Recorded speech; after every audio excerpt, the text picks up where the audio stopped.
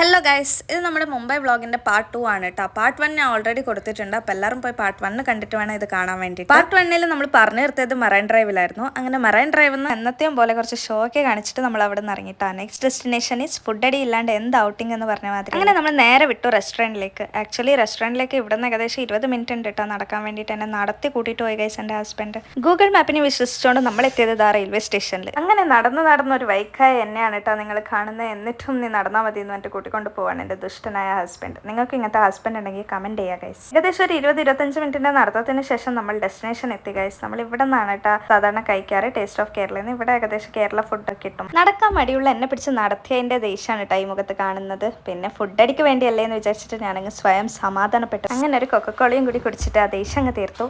പിന്നെ നമ്മൾ പൊറോട്ടയും ചില്ലി ചിക്കനും ഒക്കെ കഴിച്ച് വീട്ടിലേക്ക് വന്നു കേട്ടോ. അപ്പോൾ ഇത്രയേ ഉള്ളൂ എൻ്റെ ഇന്നത്തെ കുട്ടി വ്ളോഗ്. ഇഷ്ടപ്പെട്ട ഒന്ന് സബ്സ്ക്രൈബ് ചെയ്യണം കേട്ടോ. അപ്പോൾ അടുത്ത വ്ളോഗിൽ കാണുന്നവരെ ടാറ്റ.